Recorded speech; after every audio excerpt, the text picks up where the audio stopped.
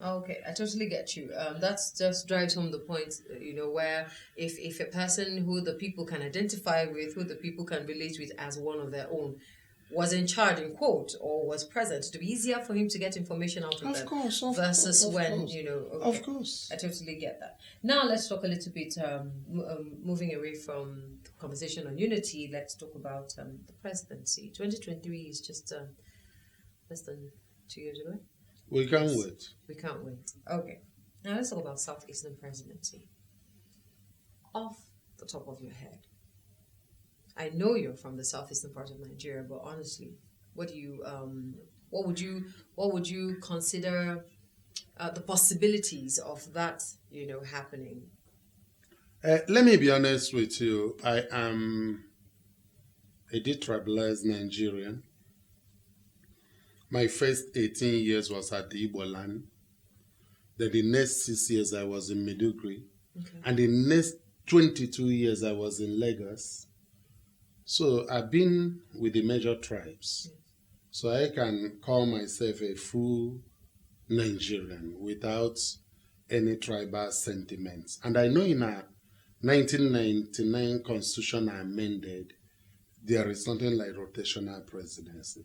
Any Nigerian that is up to the age of 35, 40, male or female, despite the person's religion, race, or tribe, is qualified to vie for the presidency of Nigeria. Yes. But Nigeria is an unusual nation. Unusual that we are so many nations in one. In one nation, yes. Greek word ethnos means nation. Mm-hmm. So we have the Hausa Fulani nation. That's why they have, within even the Hausa Fulani, you have the Miata Allah to represent the interests of the Fulanis, and have ACF, Arwa Consultative Forum, to represent the interests of the Hausas. And then you have the Middle Bay Forum. This is the same motto to represent their interests. When you come to the South, we have Pandef for the South-South, we have Afenifere for the Southwest, and we have Ohanese for the Southeast. These are groups. Now, since the Third Republic that started in 1999, the Yorubas, the Southwest, by the way, why did the whole Nigeria in 1999 wanted a Yoruba man to be a president by all costs? If you remember, it was even only 2 Yorubas that vied for the presidency in 1999. And our ex-president, Matthew Obasanjo, won. Why was only 2 Yorubas permitted by the rest of the country? Negotiation. Reality. We felt that Abiola won the election on June 12, 1993. And the military was unfair to him by not giving him that presidency, and he died. And it nearly led to civil war. Yes, I know. And everybody now said, okay, this injustice has to be corrected. Let somebody from Southwest come and be the president. And that's why Olufalaye and Olusegun Obasanjo contested. Obasanjo won and led for 8 years. His deputy was Alhaji Atiku. After that, a person from the north took over, Umaru Yar'Adua. May his soul rest in peace. He could not complete his term because he died in office. So his deputy and a German, another big tribe in Nigeria, have to complete it and contest, and did 6 years. And who was his deputy? Enotana again, Namanda Sambo. After him, we know what happened. Major General Muhammadu Buhari retired, came in, Yes. and he's doing another 8 years. And who was his vice president? A Yoruba man, Professor Yemi Osibanjo. So people are saying, wait a minute, what about the Igbos? After, in the negotiation for the Yoruba man to come, Igbos were there. None of them contested. For the Hausa man to come after Obasanjo, they didn't show interest. And now, Yorubas that have done 8 years and about to do 8 years in vice presidency, somebody came up and said, we are part of the people that sponsor APC and all the thing.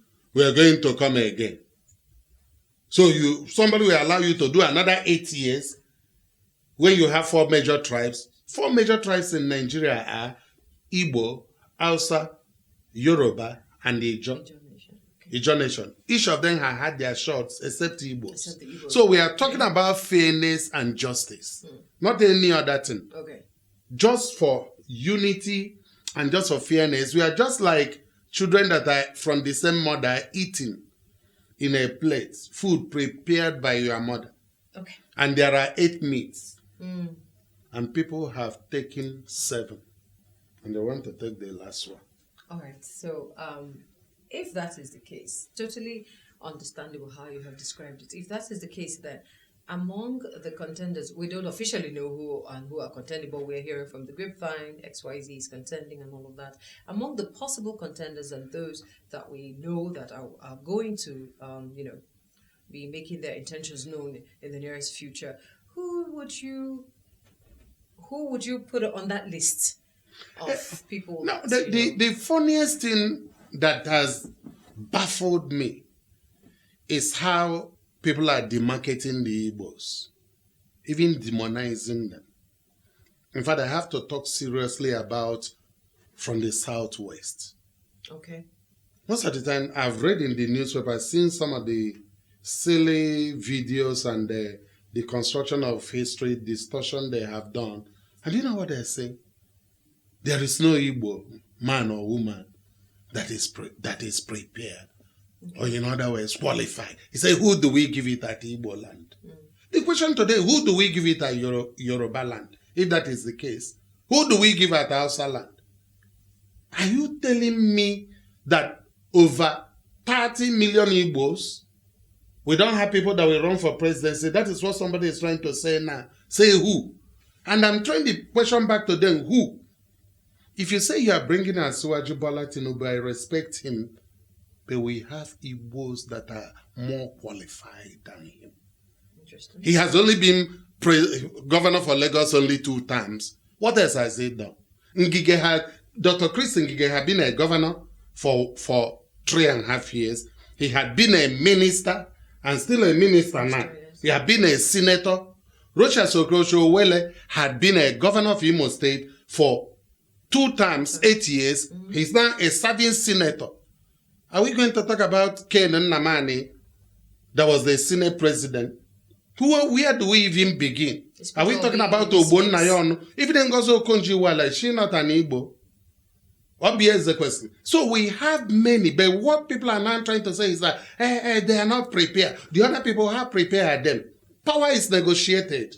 Okay. You don't start by insulting people and say they don't have people who are qualified. What makes the other group to be qualified? We are qualified. Late Alhaji Aliu Shagari, may God rest his soul, was a school teacher. What experience did the school teacher have to lead this country from 1979 to 1983? A school teacher. That was his qualification. At least we were here when it happened. So please, we have so many, and I've named those, I'm sure, including Peter Obi. Mr. Peter Obi did well as governor of Anambra State. And people who are saying, who do we have? Didn't we see his TV debate with Yemi Osibanjo when both of them vie for presidency? So let's stop all this joke and demonization and demarketing. We have people. In fact, even me, I'm qualified. Oh, that's interesting. My next question is going to be about what should Nigerians be looking out for in a leader? Because it's not so much about, you've done this in the past, you've done that. Of course, we know that these people you mentioned are not saints. Nobody really is. But what should we, as Nigerians, be looking for in a leader beyond just looking for stomach infrastructure? settle me now, let me vote for you. To be honest, at this time of our national, we were rated by one group as the third worst insecure nation in the world. That was yesterday. We are regarded as the capital poverty of the world. According to National Bureau of Statistics, 87.9 million Nigerians are poor, living below $1.5 a day. And when you add it up with 14 million children out of school, honestly, we are in a mess. Not to talk about the insurgency in the northeast and southeast, now coming to north central, and the rising tension in the southeast, middle belt, and the others. So we need a leader that have experience. Experience is still one of the best teachers. It's not the best, but it's one of the best. We need a leader that is very educated. Okay. At least, for Christ's sake, in the 21st century, be a graduate. Mm-hmm. Be someone with analytical thinking. Someone that can have an idea before your advisors come to you. We need that. We need a leader that is bold. To take decisions, you need to be bold. You don't need somebody to tell you, sack the savage chiefs and keep on begging you to sack them. And you know they are not performing. So we need someone that can be on his own. The Chadian president was killed at the war front against Boko Haram, the one that was buried last week. A president going to the war front. That's the type of person we need. If there are people who have helped in developing this nation where it is today, it's the Igbos.